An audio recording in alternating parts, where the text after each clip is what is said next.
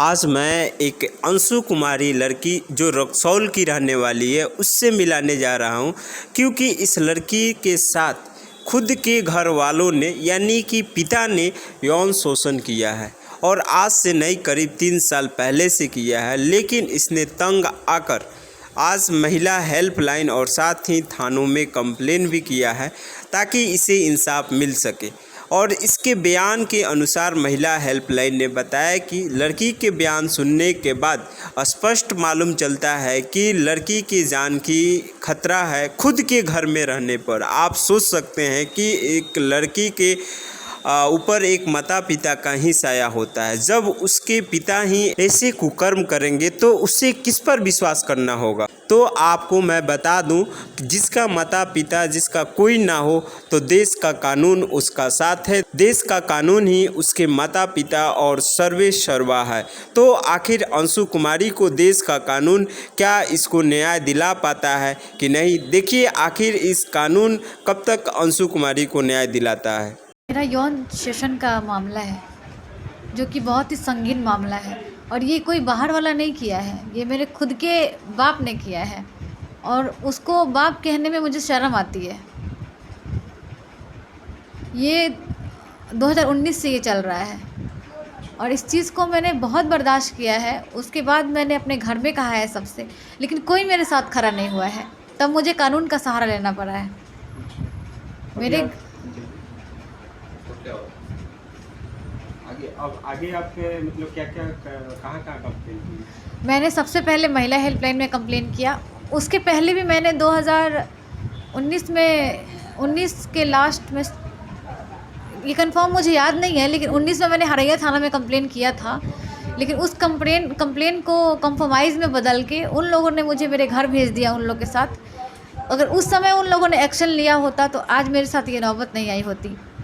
उसके बाद मुझे घर से निकलना मना हो गया, घर में बंद करके रखता था लोग, कहीं नहीं जाना है। फिर मैंने जैसे तैसे घर से निकलना शुरू किया। उसके बाद मैं अभी जॉब भी करती हूँ, अपने पैर पे खड़ी हूँ मैं। और उसके बाद मेरे गार्जियन का कहना ये है, मैंने अपनी माँ को बोला कि माँ ऐसा ऐसा हो रहा है, तो उन्होंने मेरा साथ नहीं दिया, घर में किसी ने मेरा साथ नहीं दिया। तो मुझे महिला हेल्पलाइन के बारे में कुछ लोगों से पता चला। मैं डायरेक्ट महिला हेल्पलाइन मोतिहारी में आई और यहाँ पे आने के बाद मैंने इन लोगों से कंप्लेन किया, रिटर्न दिया इन लोगों को। इन लोगों ने उस केस को बारीकी से देखा भी, यहाँ से वहाँ टाउन थाना में भेजा, जो भी कार्रवाई होता है पेपर वर्क वो कराया लोग। उसके बाद वहाँ टाउन थाना से मेरे को कॉल आया। यहाँ पे आने के बाद इन्होंने पूछा कि आप कहाँ जाना चाहती है फ़िलहाल। तो मैंने बोला कि मैम मेरे पास तो कोई रहने के लिए साधन है नहीं, मैं कहाँ जाऊँ, आप मेरे को सजेस्ट कीजिए मैं कहाँ जाऊँ। तो इन्होंने बोला कि पूर्णिमा जी सोशल वर्कर है, आप उनसे जाके एक बार मिलिए। तो मैं यहाँ से गई रक्सौल, वापस पूर्णिमा जी के घर गई। उनके घर जाने के बाद मैंने उनको बोला कि मैम ऐसा ऐसा बात है, मुझे दीक्षा मैम ने भेजा है।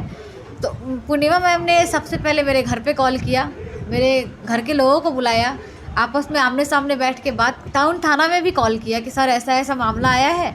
तो टाउन थाने वाले ने बोला कि ठीक है मैम, आप लड़की को कुछ दिन अपने पास रखिए, नहीं फ़िलहाल पहले लड़की को भेजिए मेरे पास। तो मैं गई टाउन थाना में गई तो गौतम सर थे और कुछ ठाकुर करके उनका टाइटल है अभी वहाँ पे प्रभारी जी, हाँ शशि भूषण ठाकुर, वो वहाँ पे थाना प्रभारी है। वो बहुत अच्छे हैं। उन्होंने बोला मुझे कि तुमको बेटा न्याय मिलेगा, तुम टेंशन नहीं लो, कि अपना कंप्लेन रिटर्न में लिखो। तो मैंने कंप्लेन रिटर्न में लिखा, एफआईआर हुआ। एफआईआर होने के बाद मेरा बयान भी हुआ 161 का।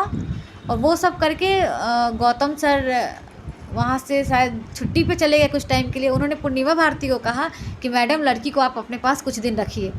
मैं पूर्णिमा भारती मुझे नहीं बुलाई हैं, उन्होंने कभी मुझे नहीं कहा अपने घर में रहने को। गौतम सर के बोलने पर, अपने आप को सुरक्षित महसूस करने पे मैं उनके घर पे रही हूँ। ये मेरा खुद का बात है, अपने आप को मेंटली और फिजिकली दोनों तरीके से मैं उनके घर पे सुरक्षित महसूस करती हूँ। और उसके बाद मेरे घर के लोगों को बुलाया गया, आमने सामने बैठ के बातें हुई। तो आंटी को लगा कि मेरे साथ गड़बड़ हुआ है, गलत हुआ है, क्योंकि उस टाइम उन लोगों का मुँह नहीं चल रहा था और मैं बोल रही थी, क्योंकि मेरे पास सच का ताकत है, मेरे पास कुछ खास पैसा रुपया भी नहीं है कि लोगों को खिला के मैं कुछ करूं। मेरे पास बस अकेली हूं, मैं अकेले लड़ रही हूं, मेरा कोई सपोर्ट नहीं कर रहा है। लेकिन जो हमारा कानून व्यवस्था है वो मेरे को लेके सही है, वो विश्वास है। हाँ, उस पर विश्वास है, क्योंकि अभी तक वो कार्रवाई हुआ है। अभी होली का हादसा है, 2-3 दिन पहले का बात है। शनिवार को होली के दिन क्या हुआ, शाम को मेरे घर वाले आए, आके आंटी ने बोला मुझे कि सबको अबीर लगाओ बेटा, जाने दो घर वाले हैं। तो मैंने उनकी बात मानी, क्योंकि वो मेरे को हमेशा सही बात बोलती है। उन्होंने कभी भड़काया नहीं मुझसे कभी कोई गलत काम नहीं करवाया। वो मुझे अपनी बेटी से भी ज़्यादा मानती हैं। वो इतनी अच्छी लेडी है, वो सोशल वर्कर हैं। उनको गिराने के लिए लोग उनके पीछे पड़े हैं, और जिसमें मेरा इस्तेमाल किया जा रहा है, क्योंकि मैं उनके घर पे रह रही हूँ। तो होली के दौरान आंटी रंग वगैरह अबीर वगैरह लगवा के, उनको काम था, सोशल वर्कर है वो, 10 काम करती हैं, वो चली गई।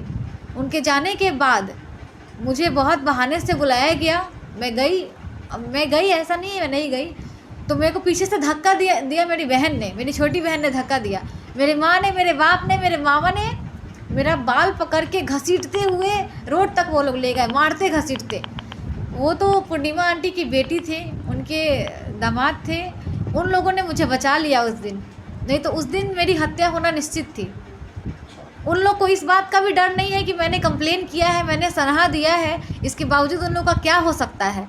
उन लोग का मोटिवेशन है मुझे मार देने का, कि मेरे को मार देगा लोग, केस बंद हो जाएगा अपने आप।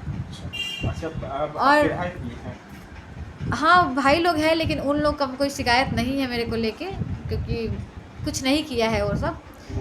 हाँ, मैं बस यही आग्रह करती हूँ कि मुझे न्याय दिलवाया जाए, और क्या किया जाए ये मेरे को कानून बताए। मैं अकेली हूँ, मैं एडल्ट हूँ, मेरा उम्र 25 साल है, मैं जॉब करना चाहती हूँ और अपने पैर पे खड़े होना चाहती हूँ। प्लीज़ आप लोग मेरे को न्याय दिलवाइए। जॉब कहाँ करती हैं? अभी तो मेरा कौशल बाल विकास योजना में है, बट वो प्राइवेट संस्था है, लेकिन मैं अपने पैर पे खड़ा होना चाहती हूँ। मैं बीपीएससी का एग्ज़ाम दे रही हूँ, लेकिन मैं क्वालिफाई करूँगी ऐसा नहीं है। मैं यहाँ से कुछ दिन, यहाँ जाने के बाद कुछ दिन रेंट पे रहूँगी, उसके बाद मैं हॉस्टल पढ़ाई के लिए निकलना चाहती हूँ, और मैं उस घर में वापस नहीं जाना चाहती, क्योंकि मुझे मेरी जान का खतरा है, इज्जत का खतरा तो है ही, क्योंकि मेरे घर में मेरे साथ शोषण हो रहा है। बाहर की दुनिया से मैं क्या डरूँ। ये मेरे पास में मामला अंशु कुमारी का है, जो रहने वाली रक्सौल की है। ये कंप्लेन अपने पिता के ऊपर की हुई है कि मेरे पिता द्वारा शोषण किया जा रहा है, ठीक है।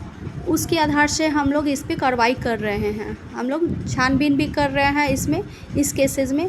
अभी लड़की अपने माता पिता के घर पे नहीं रह रही है, मगर लड़की का हम लोग बयान लिए हुए हैं। लड़की अपने माता पिता के घर नहीं जाना चाहती, क्योंकि इसको जान का खतरा है, कभी भी इनको जान से मारा जा सकता है, जैसे लड़की का बयान है।